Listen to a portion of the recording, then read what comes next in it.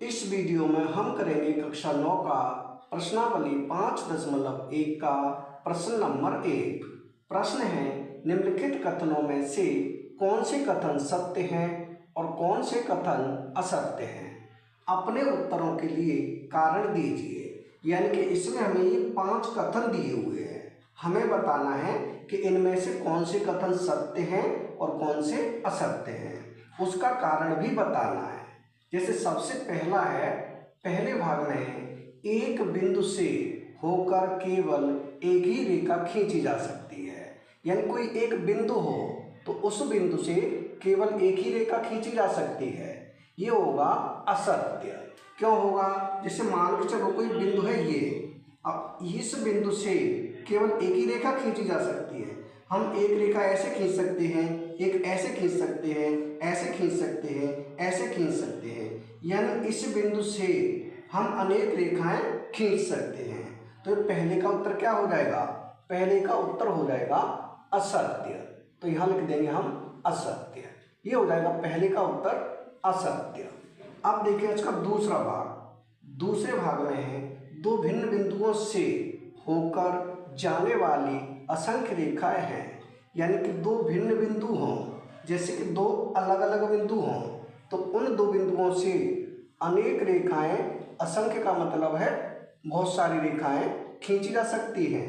तो ये भी होगा असत्य। क्यों होगा? क्योंकि जैसे मान के चलो एक बिंदु यहाँ है और दूसरा बिंदु यहाँ है। अगर इन दोनों बिंदुओं को हम मिला देते हैं तो ये एक ही रेखा खींची जा सकती है, इसके अलावा और रेखा नहीं खींची जा सकती है। जबकि उसमें बोल रहा है कि असंख्य रेखाएं खींची जा सकती है, तो ये कैसा हो जाएगा? ये भी हो जाएगा असत्य। तो यहाँ लिख देंगे असत्य। यानी दूसरे प्रश्न का उत्तर क्या होगा? असत्य होगा। अब देखें इसका तीसरा भाग।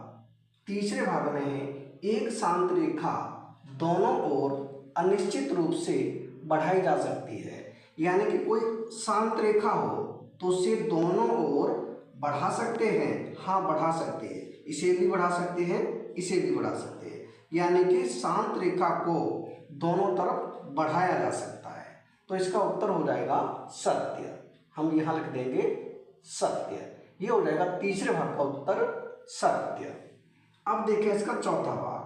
चौथे भाग में है, यदि दो वृत्त बराबर हैं तो उनकी त्रिज्याएं बराबर होती हैं।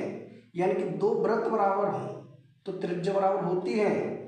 अगर वृत्त की त्रिज्या बराबर होंगी तभी वृत्त बराबर होंगे। यानी कि ये हो जाएगा सत्य।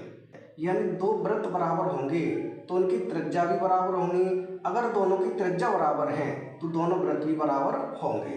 तो ये कैसा हो जाएगा? ये हो जाएगा सत्य। यहाँ लिख देंगे हम सत्य। ये हो जाएगा हमारा चौथे भाग का उत्तर। अब देखिए इसका पांचवा भाग। पांचवें भाग में है, आकृति 5.9 में यदि ए बी बराबर पी क्यू है और पी क्यू बराबर एक्स वाई है तो ए बी बराबर एक्स वाई होगा। जैसे ये है ए बी, जो ए बी है पी क्यू के बराबर है और जो पी क्यू है एक्स वाई के बराबर है। यानी जो पी क्यू है, पी क्यू ए बी के भी बराबर है और एक्स वाई के भी बराबर है। तो ए बी है वो एक्स वाई के बराबर होगी। ये कैसा हो जाएगा? ये भी हो जाएगा सत्य। यानी कि पांचवें भाग का उत्तर क्या होगा? सत्य होगा।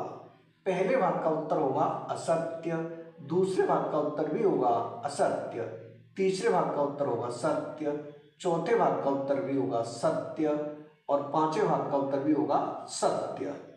यानी ये हो जाएंगे प्रश्न नंबर 1 के उत्तर। यानी कि प्रश्न नंबर 1 हो चुका है कंप्लीट। अगर वीडियो पसंद आए तो लाइक करें, कमेंट करें, अपने दोस्तों के साथ शेयर करें। धन्यवाद।